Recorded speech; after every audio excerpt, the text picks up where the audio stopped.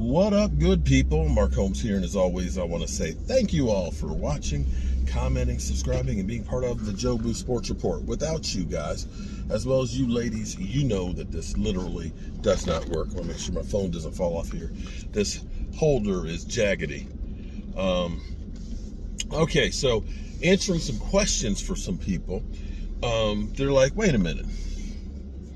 Why would the Dallas Cowboys talk to the Jets about trading a seventh-round pick for Denzel Mims, okay, giving up draft compensation for Denzel Mims versus signing DeAndre Hopkins?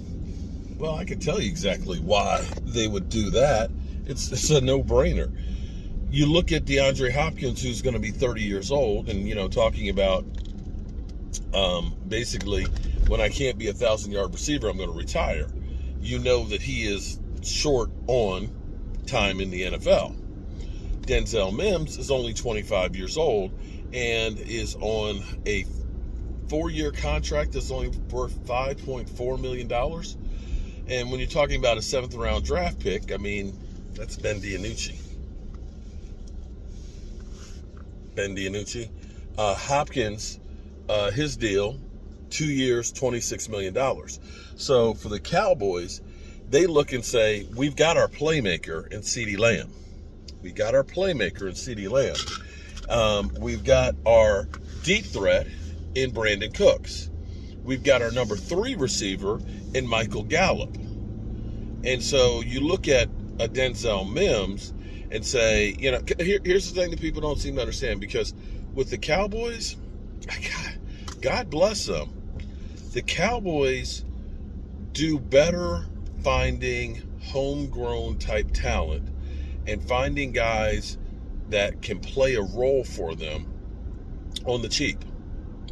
You know, you got some guys that are hitting towards the fence. You know, the Giants are always trying to find, you know, that the great, why do we sign a wide receiver? Okay, all right, but trying to find the home run players, and a lot of teams do. We look for that big splash in free agency. But a lot of times, the Dallas Cowboys bring in guys that people are saying, why are we bringing in this bum? I can say a George Selvey, who they brought in on the dirt cheap and ended up having 7 sacks. I could say that David Irving, who was a practice squad guy, be it, you know, had he had his head right, could have been a Hall of Famer. But ended up signing a practice squad guy who ended up being a guy who actually gave you great production until, you know, Mary Jane took over. You can look at a Terrence Steele, who right now may be getting $50 million a year, and may be part of the reason why Zach Martin is kind of like, yo, bro, you know, you're about to pay Terrence Steele big time money. What about me? I'm the best interior lineman in football. So the Cowboys, their scouting staff is better than most teams. So if they look and they say, this is a guy that we can plug in and can do things with, I kind of have to believe that. I think about some of the receivers that we brought in, like an Allen Hurns. Allen Hurns was, you know, had one good year in Jacksonville originally and things, but he ended up, God bless him, holding on to that catch in the playoffs where he broke his ankle. I don't know how he held on to that football with the way that ankle snapped. Oh, that was amazing. But played a good role for the Cowboys. Another guy, a cheap signing, was serviceable.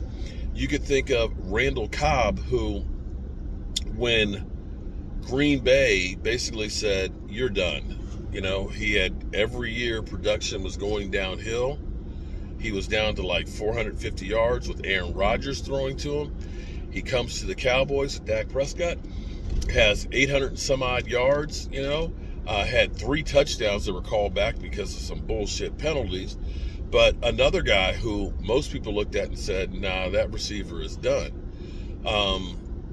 As well as some other guys. So if the Cowboys believe that this guy can really help them in their system, I'm going to take them by their word until they're proven otherwise. They're pretty good at finding some talented guys.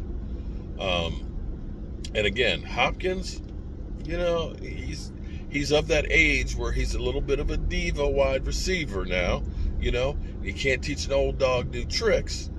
And they may look at that and say, we've got enough, diva receivers here in the house already that spending $13 million a year on him may just be too much. Forgive me. Sorry, I don't sleep well at night. I'm just so hyped and amped up from this red brick house that it's just like I'm just wired. Like 3 o'clock in the morning, I wake up and I'm wide freaking awake and can't get back to sleep. But, yeah, that would be the reason why. Of course, there's the Dak Prescott haters. It's like, yeah, I don't know why you get more receivers for that bum-ass quarterback.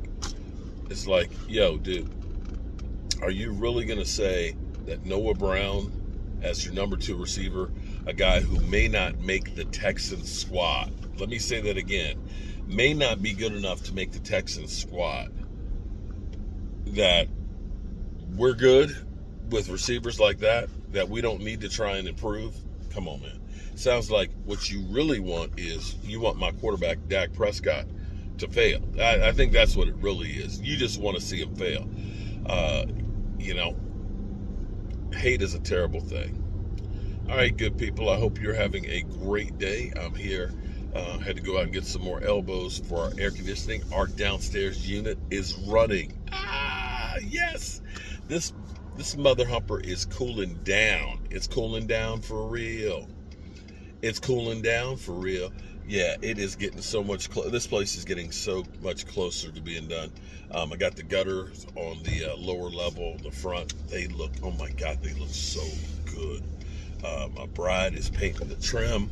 I just finished patching the floor in the downstairs bedroom. I'm going to be doing some plastering of the finished plaster. I'm going to use up that bucket of mud. I'm going to when I get back and give my brother these elbows, I'm going to sand some more on the floor. But hold on for just a second. Just hold on for a second. Let me show you how good these gutters look. This shit is sexy. It's sexy as it wants to be. This house is, I'm telling you, this house is now sexy as hell.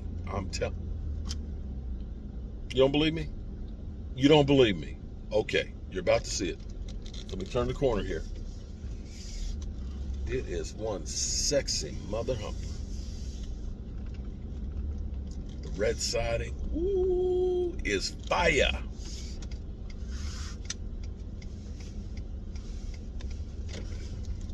I love this place. I love it. Check this out.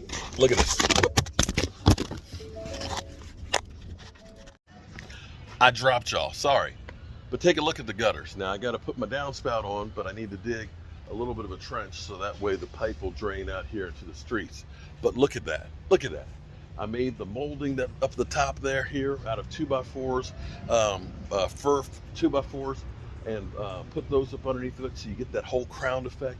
We got the black round gutters. Look at the black and the white and the black, and of course, the American flag. Yeah. Gotta love it. All right, gotta get in here and get some more work done, good people.